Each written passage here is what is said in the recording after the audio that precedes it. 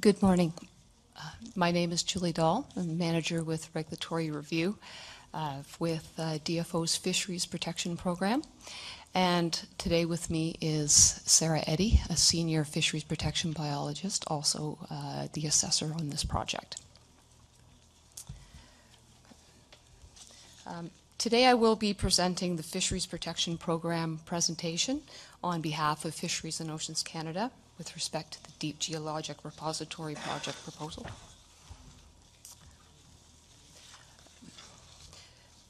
In this presentation, I will give a brief overview of Fisheries and Oceans Canada, also referred to as DFO, regulatory responsibilities, and the roles in this project review.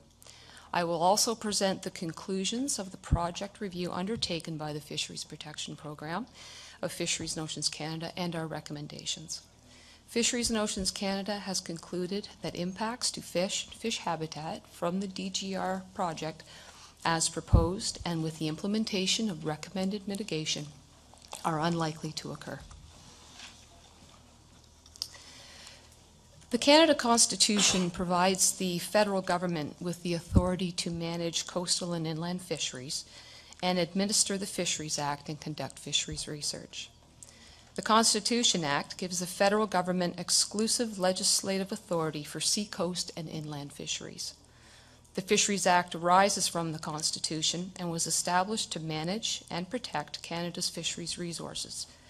DFO is responsible for administration of the Fisheries Act, and through a ministerial order, Environment Canada is responsible for Section 36 of the Act, which pertains to the deposit of deleterious substances. Fisheries and Oceans Canada also has responsibilities for aquatic species at risk under the Species at Risk Act established in 2002. Fisheries and Oceans Canada has many sectors and programs, each with responsibilities pertaining to the department's broad mandate for marine safety, aquaculture, fisheries management, habitat management, oceans management, aquatic species at risk, and fulfilling obligations under federal environmental assessment regimes.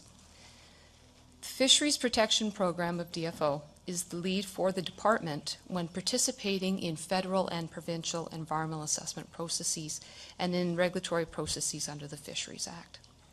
For this project review, Fisheries and Oceans Canada is an expert federal authority providing input to the Joint Review Panel under the Canadian Environmental Assessment Act regarding potential impacts to fish and fish habitat.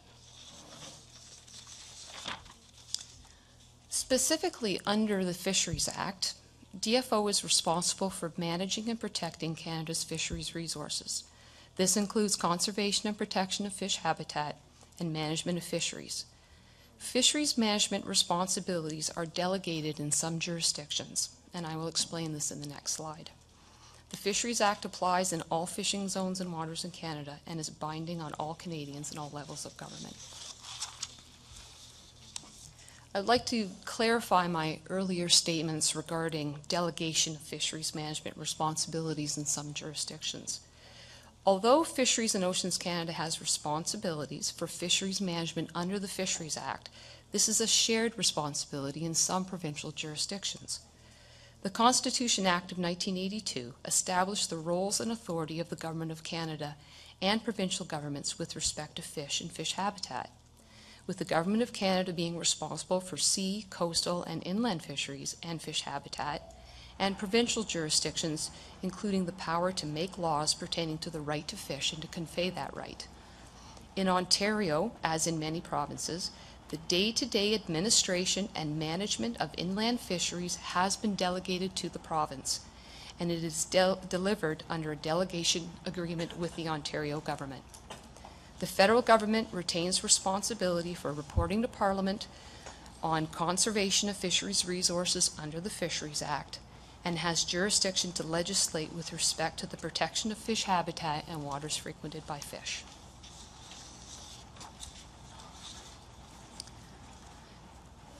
DFO is guided by definitions of fish and fish habitat that are provided in the Fisheries Act.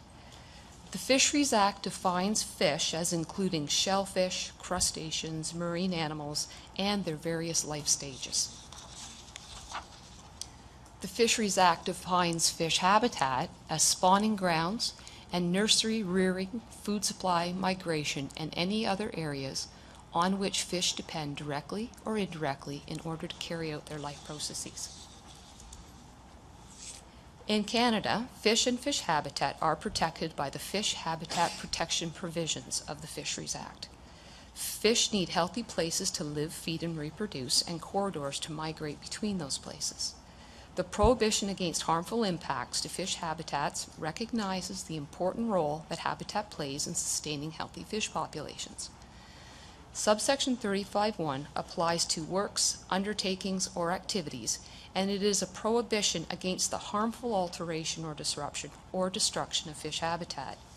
Subsection 32(1) prohibits the killing of fish by means other than fishing, and under subsection 30 sub 1, the minister can require fish guards or screens to prevent the passage of fish into any water intake that directs water from a Canadian fisheries waters for use for irrigation, manufacturing, power generation, or domestic use. The Fisheries Act was recently amended, with 2 rounds of amendments receiving royal assent in June and December of 2012. Some amendments are in force now, and others will come into force on a date to be determined by ordering council, and it's anticipated in the fall of 2013. A significant change will be a new Section 35(5) prohibition against serious harm to fish. Specifically, the prohibition will state that no person shall carry on any work, undertaking, or activity that results in serious harm to fish that are part of a commercial, recreational, or aboriginal fishery, or to fish that support such a fishery. Changes to the Fisheries Act are not anticipated to have implications for DFO's review of the DGR proposal. Review of the proposal was undertaken pursuant to the current fish and habitat protection provisions as stated in the currently applicable Act, specifically being the Section 35 prohibition on the harmful alteration or disruption or destruction of fish habitat, and Section 32 prohibition on the killing of fish.